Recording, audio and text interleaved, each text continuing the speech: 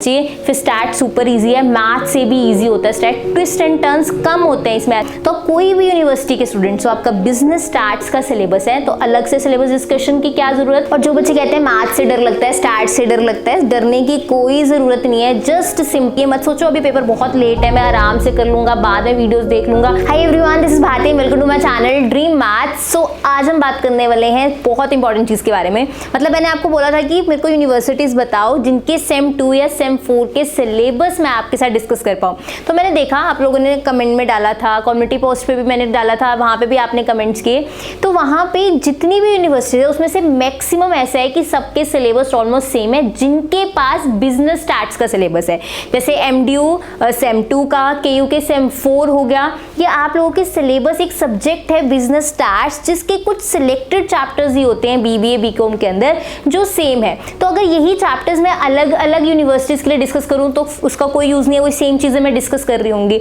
तो मैं आज सभी यूनिवर्सिटीज के लिए, चाहे BBA के हो चाहे BCom के हो, अगर आपके पास बिजनेस स्टैट्स का सब्जेक्ट है वो आप कैसे कवर कर सकते हो, उसका सिलेबस कैसे इजीली कवर कर सकते हो, कैसे उसमें मार्क्स आपके अच्छे आएंगे, वो सब हम डिस्कस कर रहे होंगे। जो भी कोई रट्टा वाला सब्जेक्ट होता है, मींस जिसमें हम क्राम कर सकते हैं चीजें, थ्योरी एक बार माइंड में डाले एग्जाम में लिख पाते हैं, वो सब्जेक्ट्स इजीली हो जाते हैं।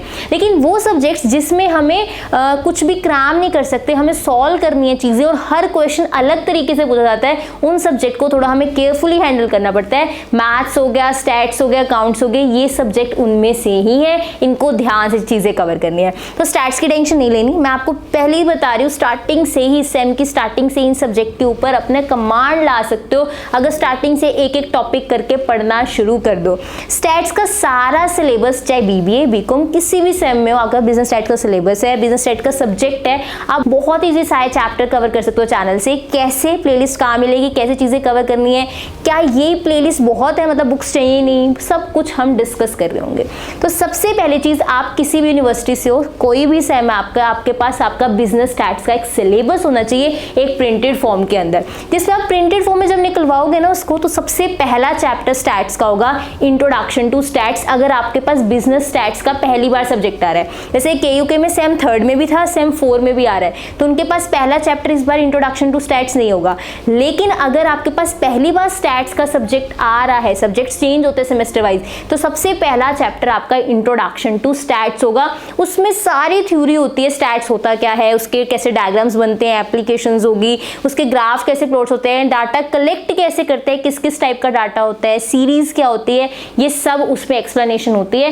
जस्ट आपको रीड करना है, कुछ भी काम नहीं करना, रीड करोगे बहुत अच्छे से समझ आ जाएगा, टफ नहीं है। एग्जाम में अपनी लैंग्वेज में चीजें लिख पाओगे और आपको कोई दिक्कत नहीं आएगी। स्टैट का किसी के पास भी कोई भी सिलेबस है, सबसे पहले इंट्रोडक्शन टू स्टैट्स में यही सारी चीजें होंगी, मीनिंग हो गया, एप्लीकेशंस हो गई, ये सारी चीजें।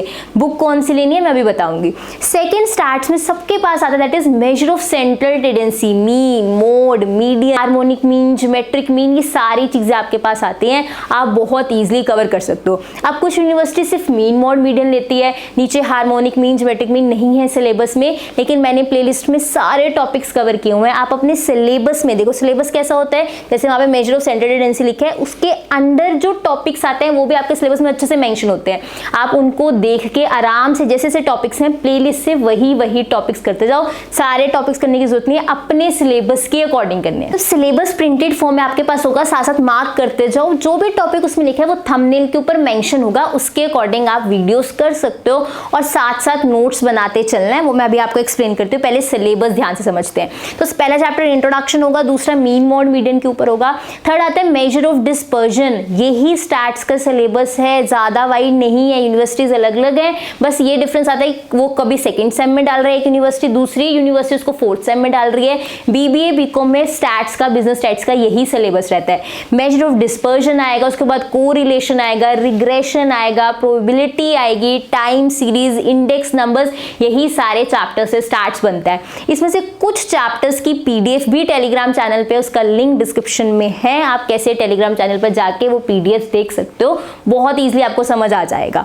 ये सारे चैप्टर्स हैं, तो क्या फिर अब स्टैट्स की तैयारी हो जाएगी? बहुत अच्छे से हो जाएगी। स्टैट्स में VK पब्लिकेशन की बुक ले लो, MDU KUK के स्टूडेंट्स को तो उनके सिलेबस के अकॉर्डिंग एग्जैक्ट मिल जाएगी जिस भी सेम के हो आप, लेकिन बाकी स्टूडेंट्स भी VK पब्लिकेशन की बुक अपने, मतलब VK पब्लिकेशन क्या करता है, स्टैट्स की उनकी बुक बुक है उसके अंडर वो हर यूनिवर्सिटी जैसे 4 चैप्टर्स किसी यूनिवर्सिटी को पहले करवाए जा रहे हैं और दूसरी यूनिवर्सिटी को बाद में कराए जा रहे हैं। तो वो यूनिवर्सिटी नेम ऊपर मेंशन करके, जैसे पंजाब की भी यूनिवर्सिटीज होगी उनके लिए भी इस पब्लिकेशन के अंडर बुक्स हैं। आप स्टैट्स की बुक वीके पब्लिकेशन की बिल्कुल आराम से ले सकते हो। एक बार उसका कंटेंट चेक कर लेना इंडेक्स कि आपके वाले उसमें चैप्टर्स होने चाहिए। इनकी बुक में ना मतलब बहुत अच्छे से क्लियर एक एक टॉपिक बहुत सीरियल ऑर्डर में दिया हुआ है। जैसे मान लो सेकंड टॉपिक में फर्स्ट का यूज है तो पहले फर्स्ट बहुत अच्छे से समझाया हुआ है, फिर सेकंड बहुत अच्छे से ये बुक आपको स्टैट्स की तैयारी करवा देगी। अब जब आप वीडियोस देखोगे प्लेलिस्ट में जाके तो ये नहीं वीडियो देखी मुझे समझ आ गया और वो फिर अगले दिन भूल जाओगे। मैं बता रही हूँ आपने करना क्या है। जैसे आपने देखा आज मीन निकालना सीखा कि कंटिन्यूस सीरीज का मीन कैसे निकलता है, डिस्क्रीट सीरीज का कैसे निकलता है। आपने उसके नोट्स बनाने हैं कि नेक्स्ट टाइम जब आप कोई चीज भूलो, हो सकता है ना 2-3 दिन बाद या 4 दिन बाद आपको नई चीजें याद आए, लेकिन जब आप नोट्स खोलोगे आपको एकदम रिकॉल हो जाएगा और आपको वीडियो देखने की दोबारा जरूरत नहीं है। टाइम सेव होगा और चीजें रिवाइज हो जाएंगी। दूसरी चीज स्टैट्स बहुत लेंथी होता है, मतलब ऐसे नहीं 3-4 क्वेश्चन है या 3-4 फॉर्मूलाज है, नहीं बहुत ज्यादा फॉर्मूलाज होते हैं। तो इसके लिए करना क्या है, बहुत सिंपल सी चीज, जब भी आप स्टैट्स पढ़ रहे हो ये माइंड में नहीं रखना कि मैं भूल जाऊंगा, मैंने आज मीन सीखा है, मैं दूसरा मीन का मेथड सीख रहा हूँ, पहले वाला तो मैं भूल गया। ये स्ट्रेस नहीं लाना। आपने एक बार कोई चीज सीख ली, आपको अच्छे से समझ आ गई, आपको दोबारा नहीं सोचना मुझे याद है या नहीं है। जब आप सेकेंड राउंड में आओगे, मतलब एक बार आपने चैप्टर पूरा पढ़ लिया प्लेलिस्ट से, जब आप सेकेंड राउंड में आओगे अपने नोट्स खोलोगे, वो चीजें रिवाइज करने की कोशिश करोगे। मान लो पहली बार आपने 1 वीक में चैप्टर कंप्लीट किया या 10 डेज में कंप्लीट किया, नेक्स्ट टाइम आपको उसमें कम टाइम लग रहा होगा। अगर आज 10 दिन में आप चैप्टर कंप्लीट कर रहे हो तो नेक्स्ट टाइम आप 5 या 4 दिन में वो चैप्टर कंप्लीट कर लोगे। आपकी स्पीड धीरे धीरे बढ़ती जाएगी और ऐसे आपको चैप्टर तैयार होंगे। पहली बार करने से ही अपने आप से एक्सपेक्ट करना मत शुरू कर देना कि मुझे अच्छे से चैप्टर आ जाएगा। नहीं, समझ अच्छे से आ जाएगा, लेकिन एग्जाम में परफॉर्म करने के लिए आपको बार बार 2 या 3 बार वो चैप्टर्स करने पड़ेंगे। अब डरना नहीं मैम, 2-3 बार चैप्टर स्टैट्स हो गया, अकाउंट्स हो गया, मैथ्स हो गया, इसमें तभी मार्क्स अच्छा आता है जब आप उसको रिवीजन पे रखते हो और ये मुश्किल नहीं लगता। जब आपको इंटरेस्ट आ जाता है, आपसे क्वेश्चन सॉल्व होने लगते हैं, फिर आपको 2-3 बार ज्यादा नहीं लगता, बहुत अच्छे से क्वेश्चन हो जाते हैं। अगर आपके बहुत शार्प है, मतलब आप बहुत अच्छे से कैलकुलेशंस करते हो, चीजों को अच्छे से समझते हो, तो 1 या 2 बार में भी चैप्टर तैयार हो जाता है। तो ये जरूरी नहीं है कि हर बार इतना टाइम लगेगा, बट स्टिल आपको पढ़ना शुरू करना पड़ेगा। तभी कह रही हूँ स्टार्टिंग से पढ़ना शुरू करो। पढ़ना शुरू करोगे तो आपको पता लगेगा कितनी बार, मतलब एक बार तो चैप्टर समझ आ गया, मुझे रिवीजन करनी पड़ेगी।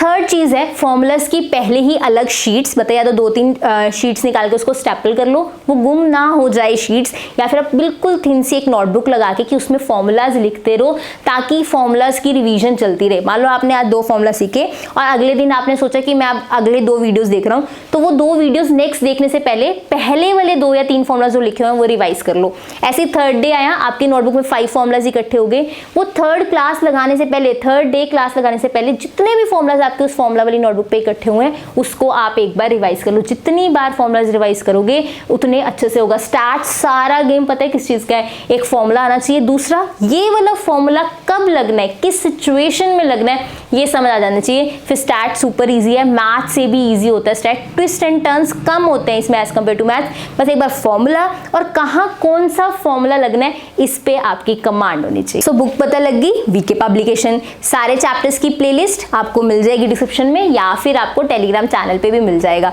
सारे चैप्टर्स चैनल पे हैं, टाइम सीरीज अभी चल रहा है, बाकी सारे चैप्टर्स आपको चैनल पे बहुत कंप्लीट मिल जाएंगे विद पीडीएफ। पीडीएफ कहाँ है? टेलीग्राम चैनल के ऊपर। थर्ड चीज पढ़ना कैसे, स्केड्यूल बना के कि मान लो एक चैप्टर की 10 वीडियोज है या 15 वीडियोज है, 5 वीडियोज है, तो आपको पता है चैप्टर मैं 3 दिन में खत्म कर सकता हूँ जिसकी 5 वीडियोज है, तो एक दिन 2 वीडियोज देख ली, एक दिन 2 वीडियोज देख ली, लास्ट डे 1 वीडियो देख ली। फिर उसके बाद जैसे ही चैप्टर कंप्लीट हुआ खुद नोट्स में से चैप्टर रिवाइज करना है। ऐसे वीडियोस देखनी नहीं है, उनके जो क्वेश्चन जो चीजें मैं बता रही हूँ उसको नोटबुक पे नोट करना है। एक अलग सी नोटबुक लगानी है, उसमें ये नहीं ये भी काम हो रहा है वो भी काम हो रहा है, नहीं, हमें साथ चीजें रिवाइज कर पाऊं, आपने अलग नोटबुक लगानी है इसलिए ताकि टाइम वेस्ट ना हो बाद में। तो कोई भी यूनिवर्सिटी के स्टूडेंट्स हो, आपका बिजनेस स्टार्ट्स का सिलेबस है तो अलग से सिलेबस डिस्कशन की क्या जरूरत, तो अलग से सिलेबस डिस्कशन करेंगे तो बहुत ज्यादा टाइम लग जाएगा, क्योंकि सारी यूनिवर्सिटीज का सेम है जिनका बिजनेस स्टार्ट का सिलेबस। ये सिलेक्टेड से चैप्टर्स है जिनको इन्होंने आगे पीछे कर रखा है यूनिवर्सिटीज ने, कोई दिक्कत आपको नहीं आने वाली है। तो बुक पता लगी, पढ़ना कैसे है, स्केड्यूल बनाना है, नोट्स बनाने हैं और बहुत इजी स्टार्ट का सिलेबस कर लोगे। ये मत सोचो अभी पेपर बहुत लेट है मैं आराम से कर लूंगा बाद में वीडियोस देख लूंगा, नहीं, एक बार सिलेबस खत्म कर लो ताकि जब बाकी बाकी सब्जेक्ट्स का भी बर्डन आए तो फिर आपको दिक्कत ना हो। और जो बच्चे कहते हैं मैथ से डर लगता है, स्टैट से डर लगता है, डरने की कोई जरूरत नहीं है। जस्ट सिंपली क्या करना है, स्टार्टिंग से पढ़ना शुरू करना है, एक प्रॉपर शेड्यूल बना के, कोई दिक्कत नहीं आएगी, कोई बैकलॉग नहीं आएगी, लेकिन पढ़ना स्टार्टिंग से है। I hope you like this video. If you like this video, do like, share, comment and subscribe to my channel which is Dream Maths. Thank you so much for watching.